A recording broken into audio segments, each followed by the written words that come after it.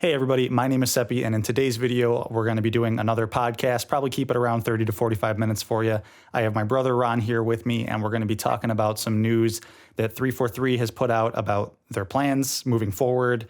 We're going to talk a little bit about free-to-play multiplayer, obviously the delay, the big news, and their 10-year plan, and kind of our thoughts on that. So, how you doing, little buddy? Not too bad. What about you? So, I am good and warm because I had to turn all my fans off because we're recording. So I'm hot as hell.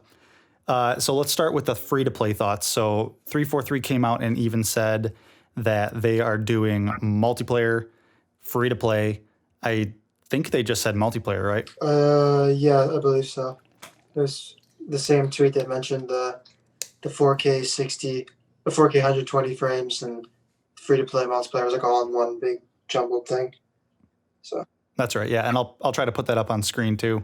So at the very least, we're going to get free to play multiplayer, which is good news. I personally think that's good news.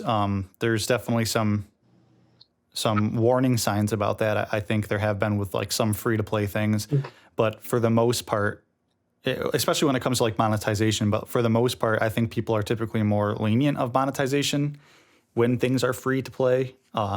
But it also still very much depends on how they did it. Like if they did like Call of Duty style loot boxes, or like supply crates or whatever they did for Black Ops, that fiasco. yeah. That I think they not specifically even just that one fiasco. I think they specifically said there won't be loot boxes tied to real money, but they were very specific about it. So it could be there's loot boxes that you earn, or there's real money things that aren't loot boxes. So it's kind of, it could go either way because they were very specific on the wording. I remember that was like probably a year ago or something. They mentioned that. Yeah, and I feel like they'll do something kind of akin to Warzone and like Fortnite, where there's a battle pass and you can either progress through half of the battle. Well, not half of it. You still get 100 tiers, but you only get half the rewards if you don't pay for it. And if you do pay for it, you get all the rewards. Some things like Warzone, you can just go cosmetically buy, like Rose the Operator or whatever. So it kind of does depend on how they do the monetization. But I definitely think like Halo multiplayer free to play is a good thing. Yeah. I think that's going to bring in people who would not otherwise have ever bought Halo. Maybe people who are on PC that never wanted to buy Halo, but they're like, hey, whatever, I have a PC now. I can just play Halo for free. This kind of slaps. So like, I feel like it is overall a good thing. And because Halo 5's multiplayer still seems pretty populated. I haven't like checked numbers on it or anything. Depending on the time of day, it seems all right. Yeah, it still seems decently populated. It is hard to get in Halo 5 Warzone. Yeah, but I mean, MCC is very populated still because of all the updates coming out. So that's, and they got a battle pass system in that too. Going back to what you were saying, it's a little different than all these other ones, but it's still the same basic concept. But yeah, it's still very populated on there. Yeah, and that's kind of the good thing that 343 has been doing with like, well, obviously one with like flighting with the Master Chief Collection, but just their overall business model of putting that on PC, letting PC players experience Halo. They've been building up the kind of the hype for Halo and their overall like rapport with fans, I guess, for Halo. So I think Halo Infinite being free to play is definitely a good thing, depending on how they monetize it. But yeah, that's basically my thoughts on it. I think free to play multiplayer is a good thing. Yeah, no, I have my only concerns is how they monetize it. But I guess you have to wait to see how they're going to do it once they make announcements on how that's going to go down. I'll hold my tongue until then, but I'm cautiously optimistic about it because, I mean, having way more people on 24/7 with you know, the free to play thing is going to be, it's definitely going to increase the longevity of the game. So as long as it's not too, like you were saying, like blackout style loot boxes, I think it'll be fine. And even if there are some cons, the benefits I think will outweigh them. So that's another way to look at it too. Like, don't get me wrong, I definitely think there's going to be like, buy this buck skin for your Halo multiplayer character or whatever, like this, like buy this armor piece, this buck helmet, and it's going to be like $25. Like I guarantee that shit's going to be in there. Yeah. I just think that as long as it ain't the good stuff about it is going to outweigh. as long as you know what Yeah, you're. That's that's why the way Blackout did it was ridiculous, but then the way Modern Warfare Warzone is doing it now is still expensive. but But it's it's semi because forgivable. you at least know what you're getting into. That's better. I mean, if you're gonna do it, you might as well do it the better way, which I guess is the better way. Yeah. So.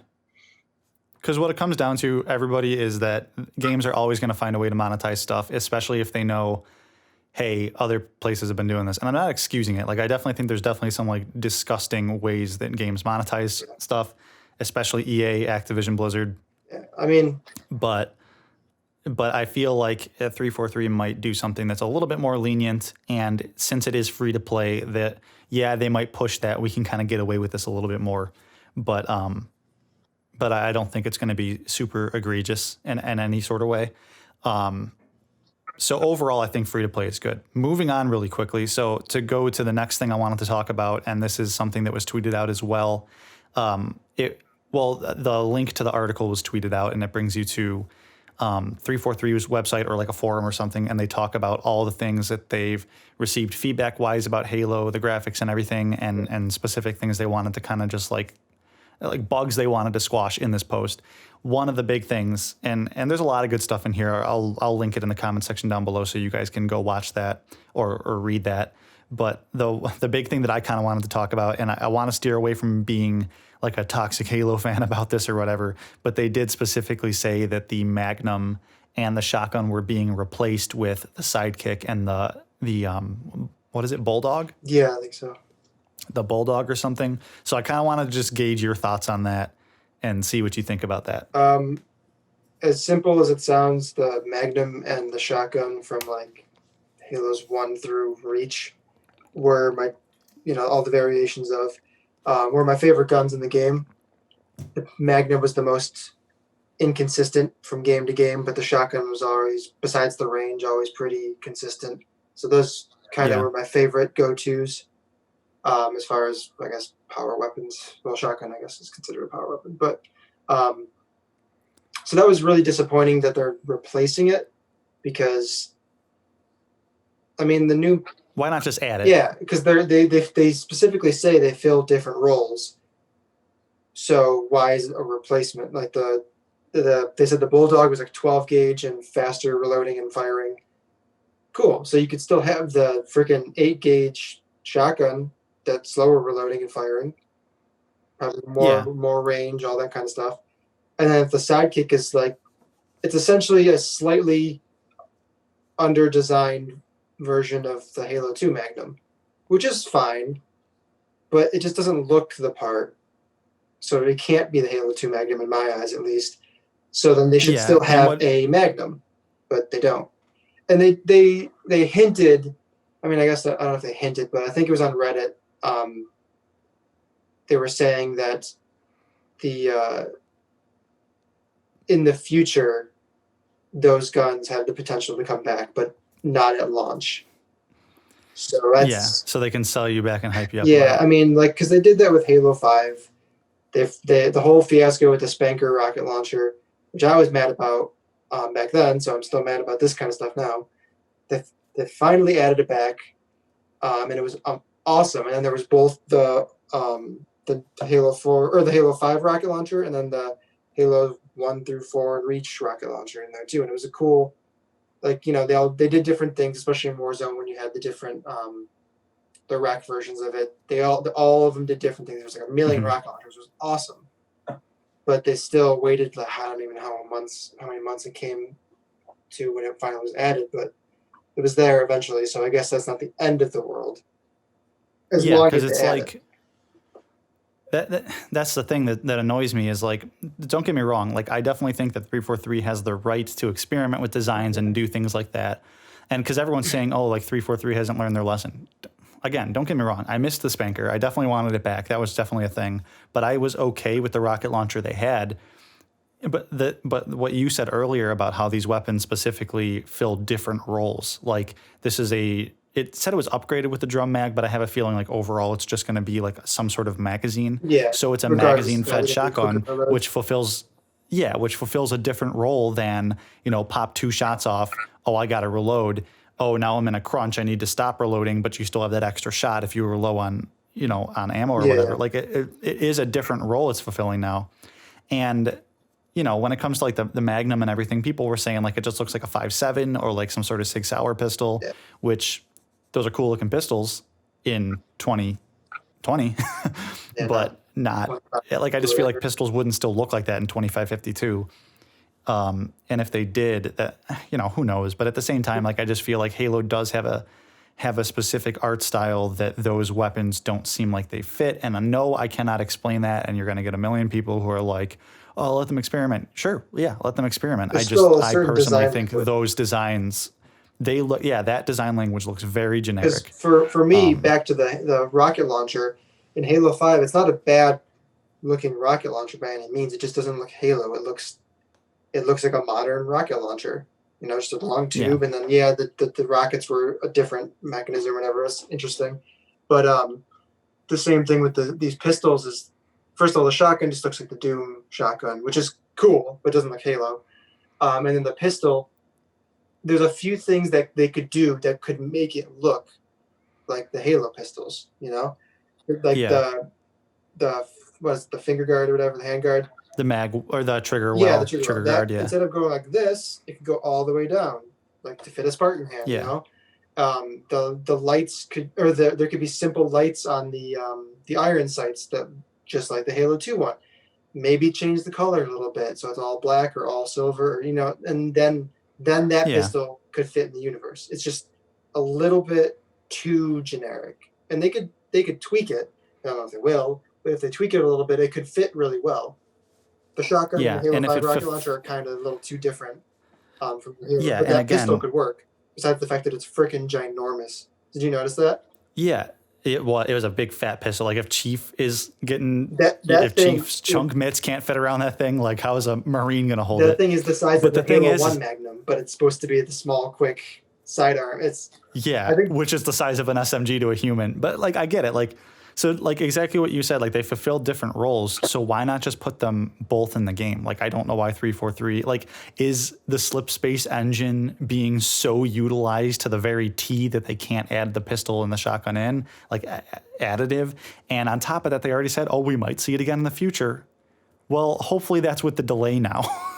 You know what I mean? Yeah. Like, why would we have to wait to see it again in the future? The they thing just is like, wanted- I they wanted to be understand. heroes and added in, like, because remember in Halo 5, every month they did like a DLC update drop, which was Yeah. very, as somebody who was invested in Halo 5, minus my usual gripes about it, I loved that. I always had something to look forward to, and it was cool when they added classic guns back. But at least Yeah. they started out with the right array of guns, so when they added stuff back, it didn't feel like, oh, we're just giving it back to you.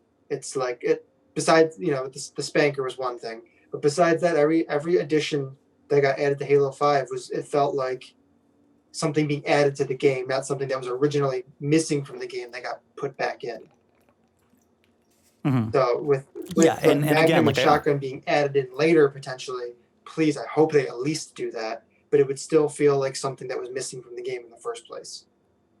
Yeah. Well, I guess in Halo 5, all of Forge was missing. Well, That that's was the due to other time. argument That was too. due to time crunch, though. I think nothing to do with the Yeah. fact that And they probably wanted engine to limitations. add new like they didn't replace Forge with a different Forge and then add in classic Forge. They just added them because they had limitations because they were building it from the ground up for Halo 5. But for Yeah. this pistol, they were thinking they're gonna love this pistol, and this is where we gave you the classic art style and the classic this, that, and the other thing. Let's see what we can take back. And they feels like they took the pistol and the shotgun and was like, okay, we gave you the classic art style, so we can add something new and replace it. So it seems like that's what they were doing, is like the give and take. Yeah. And again, they have the creative license and the legal license, obviously, to change this kind Yeah, of stuff. Like I know we're coming off kind of as like entitled, like when I want my pistol and everything. It's not so much that it's a game breaker. Like don't get me wrong, this is not a game breaker. They're going to add the pistol back in anyways. I don't know why it's not going to be there at launch. Maybe after the delay it will. But my main thing is just like the sheer bafflement of 343 had to have released that footage and known that was going to be like a thing, that no one was going to like that. And if they didn't, how? Yeah. If they didn't release that pistol and then the statement saying it's replacing the Magnum, how? Yeah. How did you not know that? Well, I think that's why they then released again, this thing. I want to kind of move on from this, but like at the same time, because I don't want to harp on this. I'm not crying. Like the game still might be amazing. But yeah, it's just kind of more the bafflement of like, what the fuck? Like, how did you not know? Yeah. Well, I And think if you they did, were why aware did of you do it? Like I said, there was like a give and take. They gave us so many things that we were asking for. They were like, okay, we have a little ground to do something we want to do differently. Yeah. And I think they just thought, yeah, let's just replace some guns. Because Yeah, that's another thing that kind of worries me about it too. Teach us anything. Yeah, the one I will kind of throw this worry out here before we move on to the next topic here, and this is something that kind of concerns me. So I kind of reference back to Star Wars: The Rise of Skywalker. So spoilers ahead. I guess not really spoilers. I don't know why I said that. Probably not spoilers, but The Rise of Skywalker definitely felt like the best analogy I heard for it was, you know, your parents are J.J. Abrams and Rian Johnson, and they divorced. And then every time you go to one other house, the other one has to make up for all like the junk food you ate and all the bad habits you grew into. And then you go to the other one's house and they're like, whatever, blah, blah, blah. Like it feels like you're being torn between two parents. And then at the final one was a like, okay, you know, the gloves are coming off. You're just straight up going to be given what I think you need, like your fan service, blah, blah, blah. Yeah.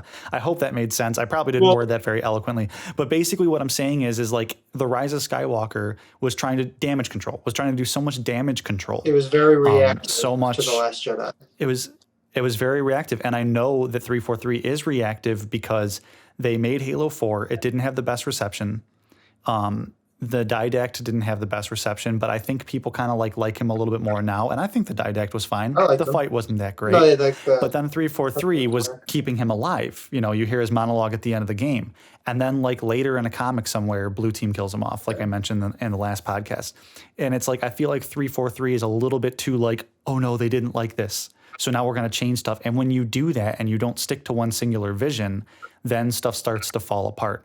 And I know this statement is coming off of us saying that, hey, I hope you change the pistol and the shotgun. That's just more an aesthetic thing. But I have a feeling like, because they said this is a spiritual reboot, my worry is that they were building on this story and now almost nothing besides maybe the Cortana storyline is like going to stick. Yeah. And we're just going to get this new villain that we've never seen, like Rise of Skywalker. Obviously, we've seen the Emperor, but he came out of nowhere in the third one. Somehow, now Escheron's coming out of nowhere in the third one. And it's like you didn't build up a strong... But then again, I don't know. Yeah. So, like, that's my worry, that they're going to try to feed both sides too much. And it's going to be a happy medium. And happy mediums are not usually good things in media, when you don't have a singular vision or like games or storytelling. Happy mediums are almost never a good thing. So that's kind of my worry. Moving on, because that was kind of just something I wanted to get off my chest, unless you have something to say about that. I mean, I'm kind of in the same boat where I just hope they don't flip the script too much to the point where it's like completely... Flip the script. Now we have rewrites. Pretty much, where they completely go, the story, emotional Cortana and Chief story we're building up for 4 and 5. These villains we had for 4, and then the other villains we had for 5. None of it's relevant. But I think they were... It might be still. I mean, we don't know anything about the story besides the main villain. So I'm thinking, because I think in that same article you were talking about earlier, they mentioned... Either that or it was on a Reddit post in response to something, because I'm on the Halo Reddit all the time. I think it was them saying that characters like Lasky and Palmer and all of them, they're still there and involved. So at least there's going to be some threads tying it to the previous games. Yeah, I heard that. Actually, I think it might have been going to be involved. I just heard to wait and see. I think it might have been a tweet from Jen Hale, the voice. She's Ashe in Overwatch, but she's Palmer in Halo. I think she mentioned that she was in Infinite, so that's kind of like, Palmer's there. You know what I mean? So I think there's going to be enough threads. So I'm not super worried about it, but it's still like pretty glaring concern when you don't know that extra info, because what they showed 4 months before the game was like, because here's the thing, and we'll get into this in a second here, But the main thing that is my concern is like they were developing this game for 5 years, probably changing a lot, probably trying to patch up a lot of holes, and then they release something 4 months before the game's supposed to be come out. And I like, don't get me wrong, we'll talk about the delay in a second, but they said it's because of COVID and other things, and great. I don't want companies to crunch. I don't want people to be working 12 hours with very minimal extra benefits. That stuff's bad. But at the same time, I've also heard that delays cause more crunch sometimes.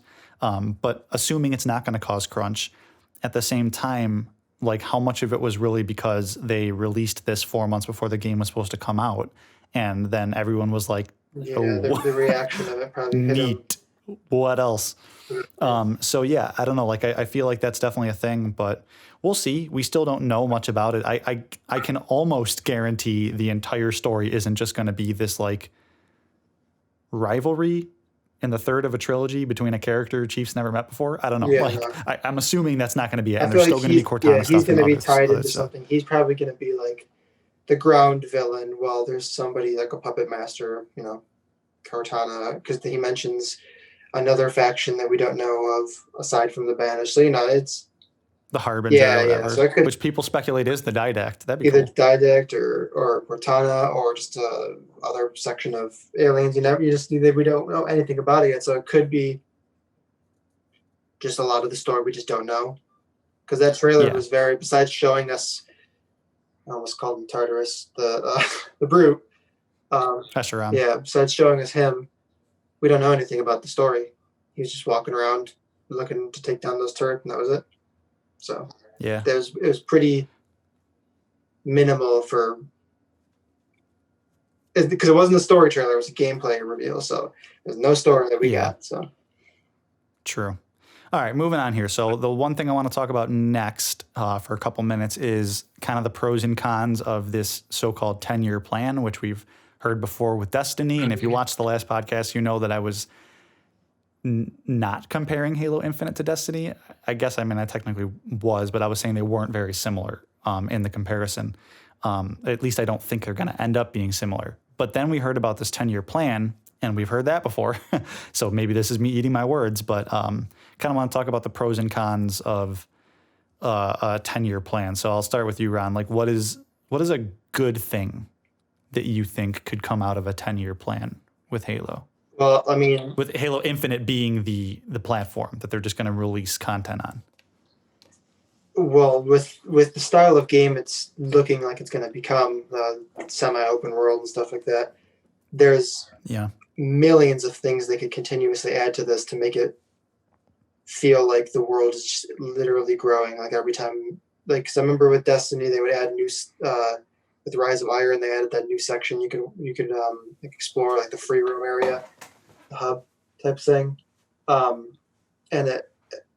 it felt bigger. The game felt like the world was bigger, and I feel like that's something with this style for Halo could be really cool. They could add sections of the rings, they could add different planets, they could add ships you could explore. Like the way this game is shaping up to be, they could add a lot, and that's going to be a lot of content, a lot of Halo content, which I've been starved for. So I think especially with like Halo 5, the way they did the monthly updates and stuff like that, I always something to look forward to. If I constantly had something Halo to look forward to all the time, I'm content as a gamer. So Yeah. So yeah, that's all good stuff. Like I think that's kind of what I put on my little list here was regular updates to not just, maybe armor and weapon upgrades or whatever, but like world changes. But that kind of also falls into one of my cons, which I'll get to in a minute, the world changes. I feel like on the pros side, world changes. Yeah, we might get another little area added here or there or something like that. The big thing I put on here that I think is a pro about this is anything you purchase, you keep. So say Halo Infinite actually fulfills, which I don't think many games have besides like some MMOs like World of Warcraft and stuff, which has obviously been going on for much longer than 10 years. But say Halo Infinite fulfills their 10-year plan, right? You buy something year one, forget about it. A couple years down the line, you still have it, you like it. You know what I mean? Yeah. It's not like we're in previous Call of Duties. You spend money on these supply crates and on these character skins and everything, and then next year you're probably not playing that Call of Duty. And then when servers go down, you no longer have that. Yeah. So I definitely think that that's one of the biggest pros is keeping things that you purchase in this platform. I think that's a pretty cool thing.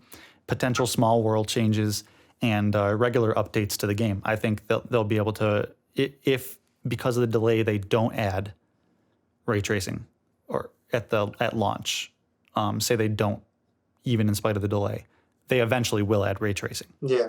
So again, I'm not apologizing for games being released unfinished. That was just an example. But like at the same time, I think that anything that the game doesn't launch with will be added. So that's good.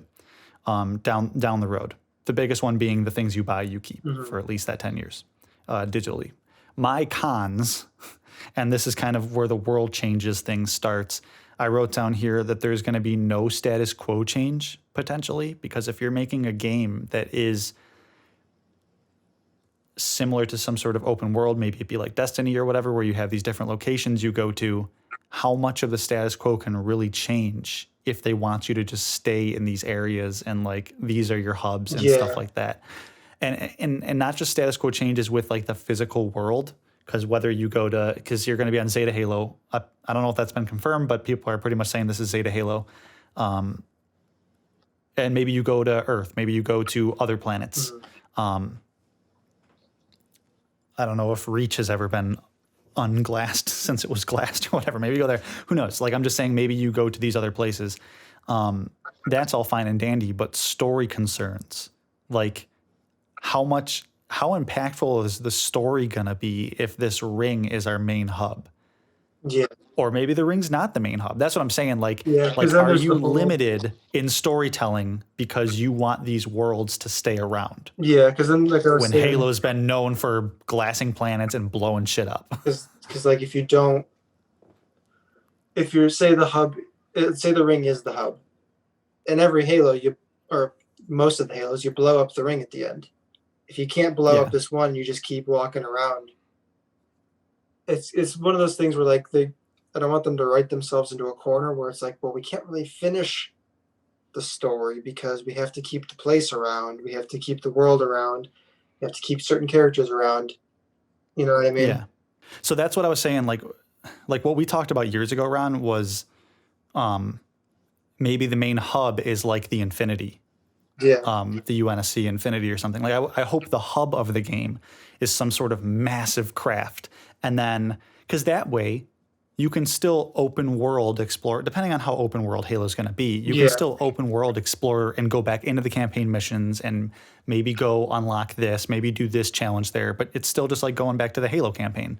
And then multiplayer is completely separate. So that is still something they could do. Yeah, that's an idea I was having back when the Halo 5 beta, the main menu was on the Infinity Bridge. And I was like, that would be such a cool, like, you walk around, customize your character in the armory, you know, get into a drop pod, and it takes you to multiplayer, you get into a Pelican, it takes you to campaign, you know what I mean? That'd been a cool hub. And then now that we know it's open world, something like that has potential to be a thing. So. Yeah, because, we talked about that, and I thought that those are they're ideas that look more and more possible kind of as time goes on. I think that would be a better way to do it than having the ring be the main hub, because then in the campaign you can blow up the ring or whatever they're going to do with it. Yeah. That gives me kind of like fears about it. Like I think another con that I wrote down here was there's no third in a trilogy feel with this, because they've kind of come out and publicly said this isn't really like, this is a sequel to Halo 5, but this isn't technically Act 3 of a trilogy, which is disappointing because I was kind of hoping for that epic like Halo 3 feel. Yeah. And again, I almost feel bad saying that because I feel like everyone's going to be like, everyone just wants Halo 3 game. And it's like, I know. Halo, like I know, but like Halo 3 is not even like my favorite Halo game. It's a good one. I love it.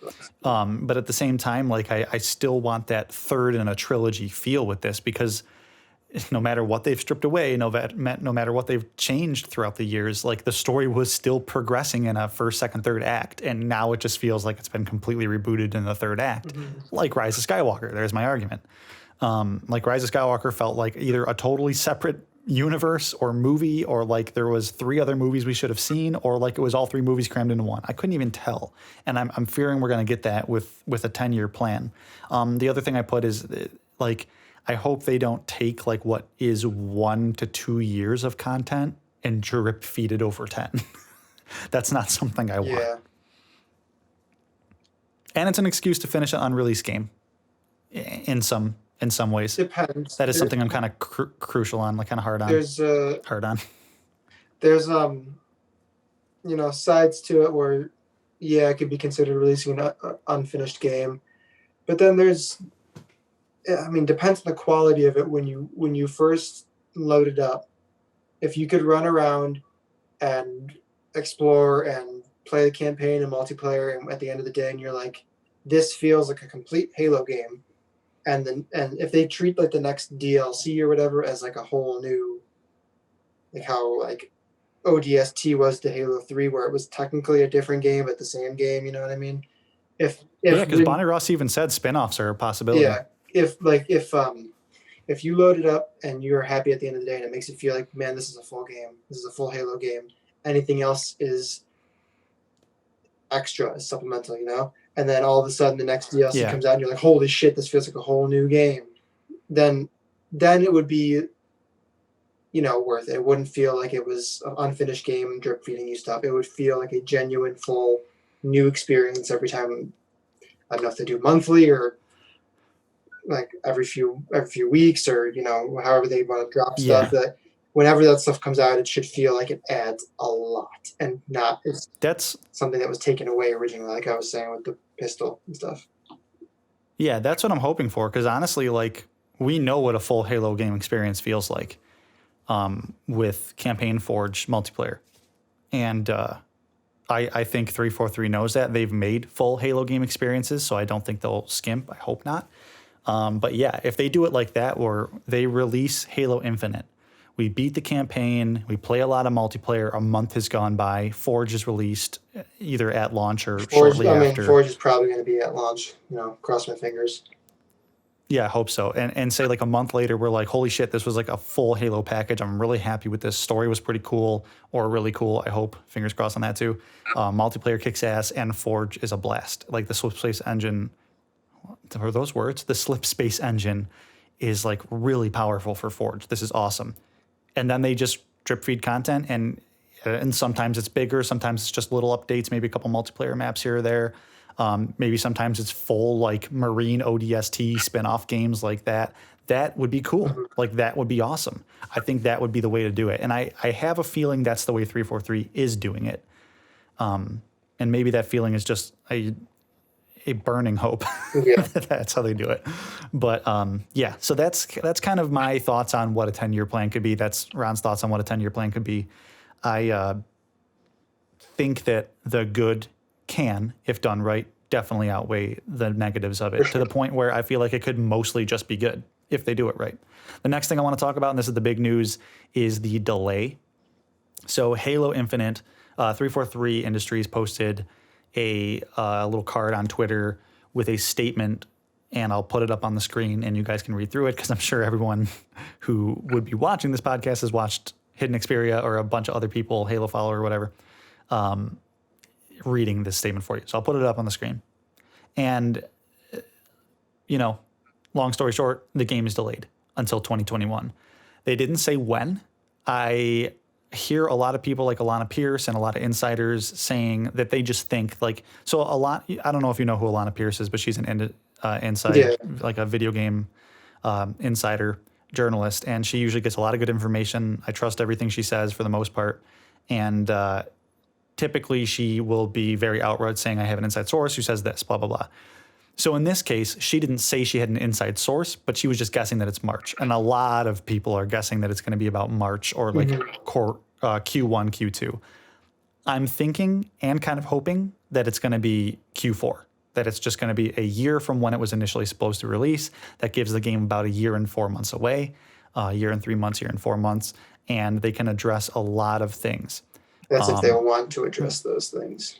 If they want to, because here's the thing, and I know we've been talking, I know I've been kind of harping on 343 a lot for changing too much when they get criticism, but I feel like with the Halo Infinite reveal, a lot of the criticism they got was valid. Yeah. A lot of it was like, I mean, like when you watch a Digital Foundry video and they can technically tell you why you don't think it looks good, not in like a, you shouldn't think it looks good, but hey, I've been hearing people say it doesn't look good, and I've done some Digital Foundry stuff because I'm a professional, and this is why.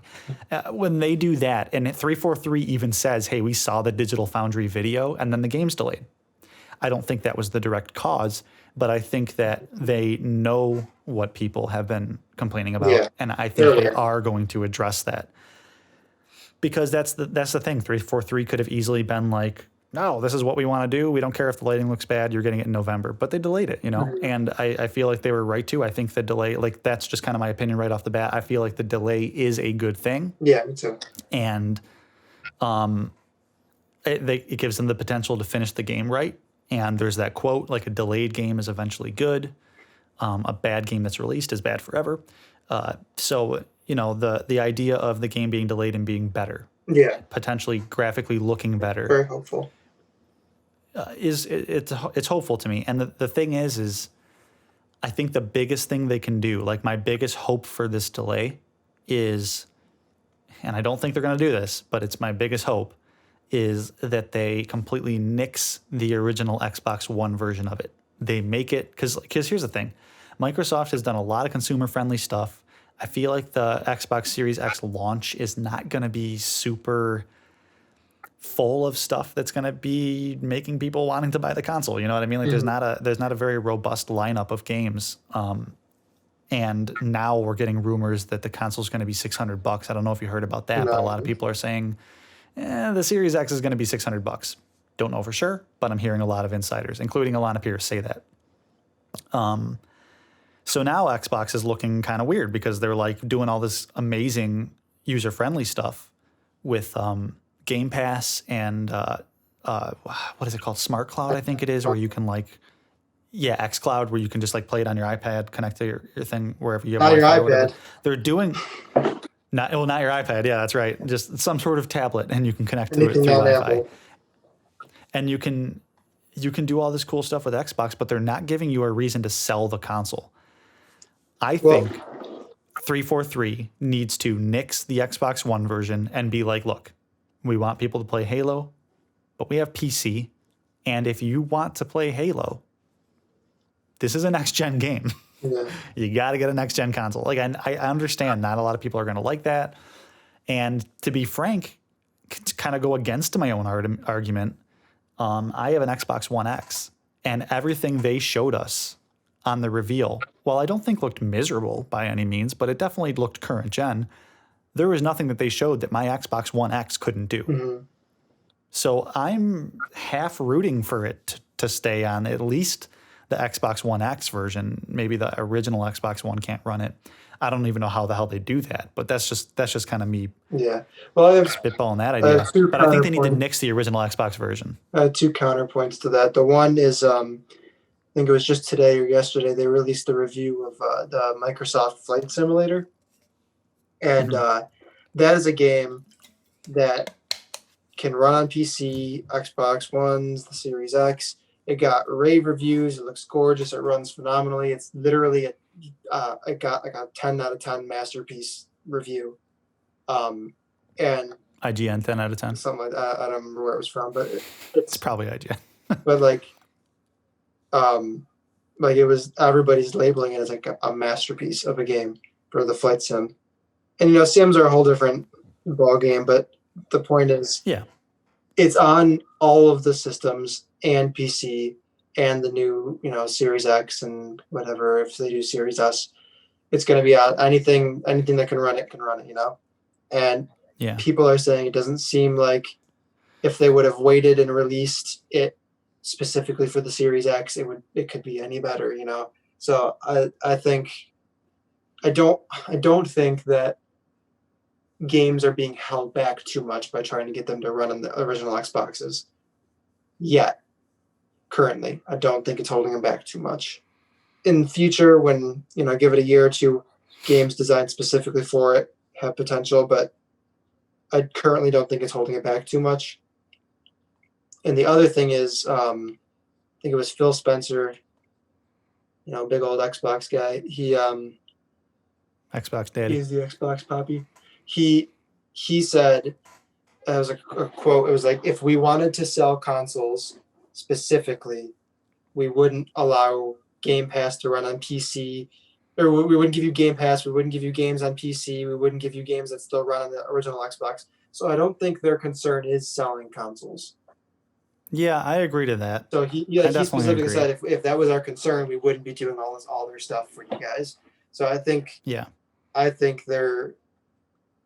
in the right boat doing the consumer friendly xCloud, Game Pass, allowing you to play on PC, keeping old Xboxes in cycle. You know what I mean? I think.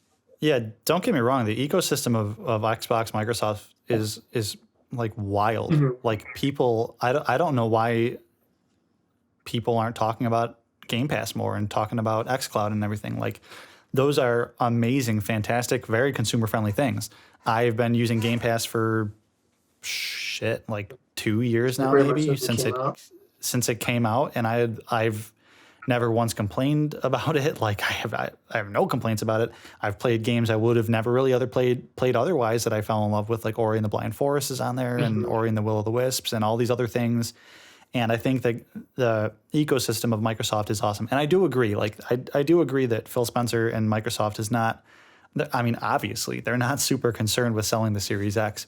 I guess I just maybe I'm still trying to wrap my brain around, remember the commercial they did at was it Gamescom or the Game Awards, where they announced and showed you the Xbox Series X? Mm-hmm. And they showed Forza and FIFA and Halo. I just kind of had it in my head that Halo Infinite was going to look like that. Yeah, well, like the old the engine footage from the 2 E3s ago or whatever. Yeah, 2018 E3. That at least like that. The previous one, those look phenomenal still. That's what I was expecting, and I'm very, very excited and hopeful for Halo Infinite. Mm-hmm. But I can't lie, I was disappointed by a lot. But I don't. Yeah, I mean, I don't think it's gonna be anything awful. It's not game breaking stuff, and I think they literally just need to fix some textures, some of the open world pop in stuff, and the delay is maybe some designs. They'll have plenty of time to fix a lot of stuff with rendering. They'll have time to fix if they choose to. They can fix textures and lighting. Like we were saying before, the ray tracing update that was supposed to be an update, I'm pretty sure we'll just get it. In the base game now, it's going to have ray tracing. I hope so, because the delay gives them plenty of time to add that kind of stuff that they were probably going to add a month or 2 or 3 into anyway. So I think the delay. And if this isn't March, it could still get it. Yeah, I think that the delay is good overall, and I can only speculate on what they're actually going to be doing. Yeah. Are they nixing the Xbox One version to really push slip space? Are they just going to do the stuff they were going to do by launch anyways? Is there literally nothing else on their itinerary? Itinerary, is that the right word? Is there nothing else on their plan or on their agenda than just the shit they were going to do anyways? They just want to span that time out. Yeah. That's kind of the question, and I wish they'd be a little bit more clear on that. But I think in a way they kind of were. They did say that they heard the feedback and they're going to address it. Right before they announced, it was a week or 2 before they announced the delay, is when they released that thing saying, we are aware of your complaints. Here's the list of complaints that we see. And I think the delay is their chance to go, okay, let's, check things off. Let's fix this. Let's fix the lighting. Let's fix the rendering. Let's fix let's add an entire Craig campaign, where an entire Craig where campaign. It reveals that Craig was Master Chief the whole time. I just had the imagery of Cortana turning into Hardlight again at the end and taking off Chief's helmet. It's just Craig. That's the delay. Look, I was chit chatting with, my dad works for Bungie for 343, and he told me I can have recon, and then he also said that Craig was Master Chief the whole time, and that they're adding DLC specifically for Craig. Is that an insider scoop? Inside of Poop, yeah. Is that breaking news right now? Breaking news. It's live. Craig is Halo. Halo is Craig infinite. is Halo. Craig is. Which means Craig is infinite. That's true. Yeah, I think that they know what they need to do. This probably just gives them more time to it. What it kind of feels like was they knew they had work to do before. Because remember how those screenshots were coming out and the game didn't really look that good, like all the brutes and the elites and the grunts and everything were standing there. The press kit, like right after they released the footage. Yeah. And then like they did that 1 minute story or campaign trailer, like just the 1 minute one, and everyone was like, "Oh, the graphics look better in this one." I still don't think they did. Like they looked a little bit better, but it could have just been the lighting from the time of day, you know. They just looked different. They didn't look better. Like the effects were still way too over the top. Like it didn't look better. It just looked a little different. So like I hope that what the delay is doing is maybe taking things that they were gonna initially do, but then couldn't. Then maybe are like, yeah, I guess we got to do that. You know what I mean? That's kind of what it feels like overall. Yeah, because I really hope the game is delayed until next fall. If they're going to delay the game, like I really want them to dazzle us like that. Because again, this isn't head in the clouds. Like I expect it to all of a sudden next year when it's released look like the Xbox Series X reveal trailer little clip of Master Chief running with the FIFA guy or whatever, you know what I mean, up to the edge of the mountain looking at the world. Like I don't expect it to ever look like that now because it's just too far off. There's no way they can make it look like that within a year. But I am expecting hopefully some better textures, a little bit more stylization, a little bit more. Because one of the cool things about Halo that I've always liked, and I guess this is a bad phrase because this term is usually associated with like poor filmmaking, but like that lens flare-y, alien lightish look, that's not even words, but that like alien-esque looking lighting and all that kind of stuff, and like really making it like look natural when it needs to, but alien when it needs to. Yeah. And I just feel like Infinite, they picked a time of day where it was just like the sun was going down and nothing was happening and trees weren't moving like they were in the original Slipspace tech demo. Yeah. Everything was very still. The lighting was very boring. Yeah. And I feel like maybe that was just that instance. Who knows? There could be more. But like when you look at even Halo 5, like don't get me wrong, the campaign's not that great. But there are areas of the campaign that look mad good. Like I would argue that like model-wise and texture-wise maybe don't look as good as what we saw in Infinite. Well, some textures. But sometimes it looked good, if not better. Halo 5 looked pretty damn impressive on a lot of occasions, actually. Yeah, so I'm hoping they just like know what they need to do with lighting. They said they watched the Digital Foundry video and they know what they need to do with lighting and they can get it done. Like that's what I'm hoping is, if they weren't planning on fixing it, if they were actually planning on releasing the game in the state they showed us, at least now they're not. Yeah. So I think the delay is good. I get it, COVID. Like I get that, but COVID wasn't going on 5 years ago, at least not to the extent it is now, at least not that we know of. I know a lot of the time was built making the engine, I'm sure, but still, like, they had their time, so hopefully this last little delay is enough time to polish to meet our expectations. That's the thing. I'm just getting a little sense of a lack of vision, a lack of like a unified vision, because we've been talking a little bit about like a lot of criticism, but on the bright side, that's the best looking Master Chief I've ever seen. Oh yeah, I like the new pilot character. I like the revert to the original art style, but you can still kind of tell it's like 343. I think the grappling hook could be pretty fun if they do the physics right on it. Like there's definitely stuff there that I'm excited for. Yeah. But I do hope the delay makes me go from having to settle for how it looks to actually being excited about how it looks, you know? But that's kind of just my thoughts on it. Do you have any kind of closing thoughts on the delay or anything else we talked about? Well, I hope they don't delay it the full year, but I hope they delay it as long as they need to. So if it gets up to where we want it to be by March, release it in March. If it needs to be November, put it in November. But, you know, My Yeah. only downside for the delay is the fact that I won't get to play Halo Infinite for however long extra. Because I've been dying to play it. Even the reveal trailer, all the negative stuff I've been saying about it, it looked fun. It looked really fun. And Yeah, I mean I want to the explore it. gameplay. Yeah, the gameplay looks great. The gameplay looks very solid. And here's the thing. This is just kind of like I think the reason I feel the way I do about it, where there's a little bit of disappointment, is I've been thinking about this, is when the Slipspace engine was announced in 2018 in that really cool tech demo, I was under the impression the game was going to be released on Xbox One. Yeah. Not the Series X. Yeah. We didn't even hear about the Series X until earlier this year. So, I mean, obviously we knew that an Xbox was coming, but like I still thought, I thought Halo was going to release on the Xbox One.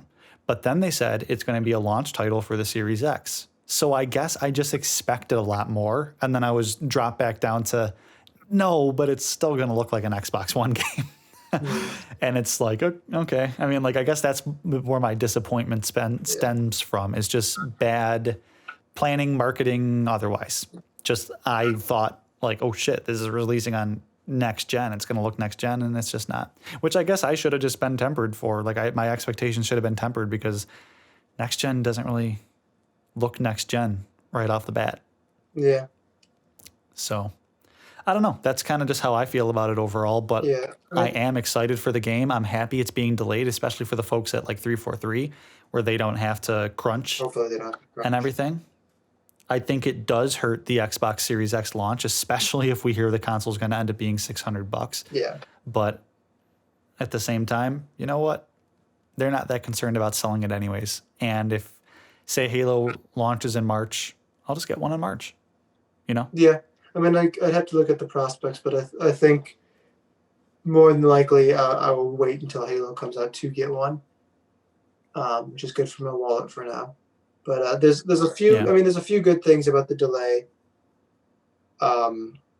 Aside from being able to fix the issues that they were aware of, the big things for me though is that means we have potential now to get a beta and flighting, which isn't the same as getting the full game, but at least we'll have something to play. That's something I wanted to add earlier. But hopefully we actually get a beta and flighting now.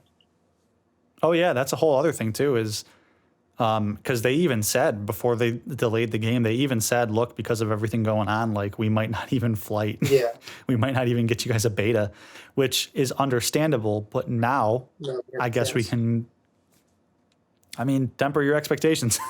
But now I guess maybe we can expect at least some sort of multiplayer flighting. Maybe they got that up their sleeve now. So that is good. Like, there's a lot of good news. It's easy to look at a delay and go, but like when you put the emotional disappointment of it like to the side and you really look at, okay, this is good for developers, this is good for the brand overall. Like I think, like, could you imagine the pressure 343 was in to call? They probably called Big Daddy Phil and was like, I got to tell you something. I just need 5 minutes. Like, that's gotta be scary as hell. Be like, you know how we're your flagship game? Like, so, like, yeah, there's sucky things about it, but at the same time, like, I really respect 343 for doing that. I think it is the right choice. Deep breath of relief. I'm glad. Oh yeah, they're probably because again, if there is outrage, and I haven't seen a lot of outrage. Like, I've seen people be very cool about this. I've seen like PS5 people, because like, look, I like PS5, I like this, but the whole like console war, you gotta hate the other one. Go to bed. Yeah. Stop it. Get some help. Like, the only people I've seen outraged about it or doing anything irrational about it is people who are like, oh, Xbox is gonna suck now. And it's like, yeah, maybe. But at the same time, like, this is still good news. Mm-hmm. This is good news, even though it's a flagship game being delayed. Yeah. So that's kind of my thoughts about that. That's Ron's thoughts about that. Anything else you want to add before we skedaddle? No, I think I hit everything I was thinking about lately. So cool. All right, guys. So like, comment, subscribe. If you haven't already, let us know what you think about any of the topics: free to play, design replacements, the 10-year plan, and the delay. I'm going to do more of these podcasts with either Ron or Matt, and my buddy Jojo also wants to do some talking about maybe like Nintendo Switch stuff because he's a huge Switch guy. So look forward to more podcasts in the future, and we'll see you guys in the next one. Bye.